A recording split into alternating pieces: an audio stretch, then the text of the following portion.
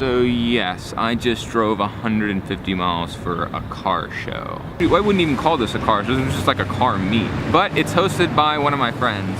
Him and a group of guys started hosting car shows or car meets at St. Edward's. It was kind of a big deal. We used to go to high school together, we used to really like cars. You know, I'll dig deeper into it later on in this episode, but we're kind of in a hurry because I'm running a little late. I'm at UT, by the way, right now. There's the tower. You know, I don't normally come to Austin, but this is actually like a really cool city. Everywhere I look around, everywhere I'm walking, there's kids my age everywhere, and I can't say that's the same for Houston. I love my city, I love Houston, but I think if I were to move somewhere else, it'd probably be here. So from what y'all told me, y'all kind of are liking the edits, so I'm gonna keep that up. So enjoy. Open eye, feel the waves cut through me, hypnotized by the sounds I'm breathing in. Hold tight, chemicals collide. Hold tight, hold tight, hold tight. Dripping lights paint the skies, all because of you. Dripping lights paint the skies, only you.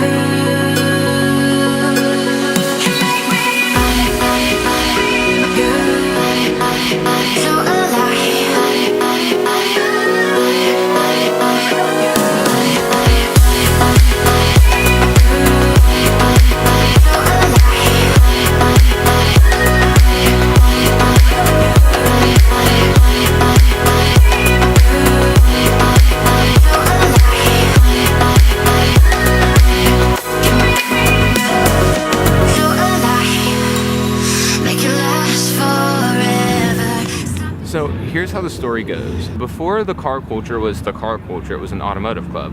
Before there was an automotive club, there was nothing except me in summer school with one of my friends. It was my junior going into my senior year. I was in summer school for English, and I saw my friend Jacob there, and we were just like, all right, yeah, dope, we're in the same class. So we started talking, and he was looking on his computer for something, and I noticed that he was looking at 2JZs.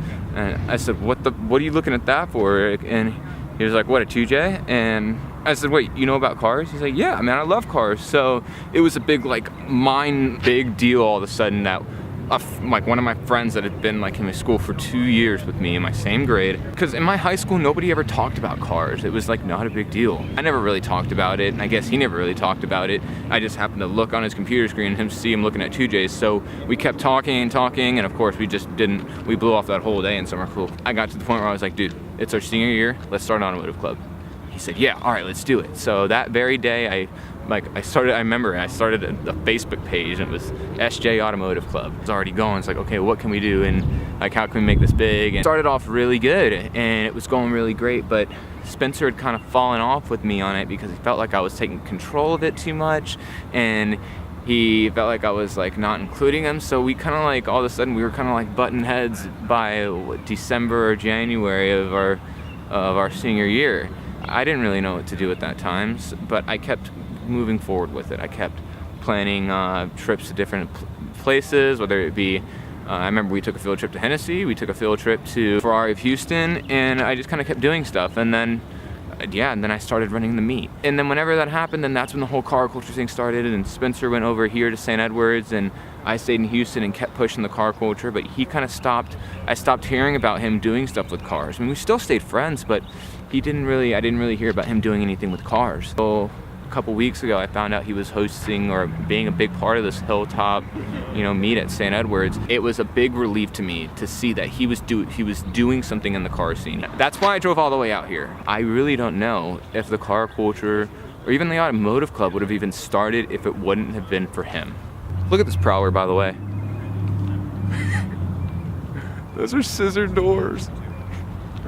What a meme. Got an anti-theft tune on there too. So what he does is he turns his tune knob all the way to the side, and the truck will only idle, so he can leave his car on. So if anybody tries to mess with it, it'll just idle, it'll just rev up. So this is Spencer. So this is the second one, right? Yes. How do you feel it went? What? How do you feel? It went really well. The last one we had, the rain kind of was a factor, but as you can see, it's a beautiful day. Yeah. So I don't know, we had a great turnout, and like the donation jar is actually pretty full, and so like it seems like all positive things, and everyone that I came up to seemed to have a great time. I saw nothing but smiles and good times. So y'all do donations for what? it's for Make-A-Wish Foundation or also St. Jude's, depending on the time what we do. So, but yeah, got some big shoes to fill because I got to eventually be bigger than this guy's meats. So.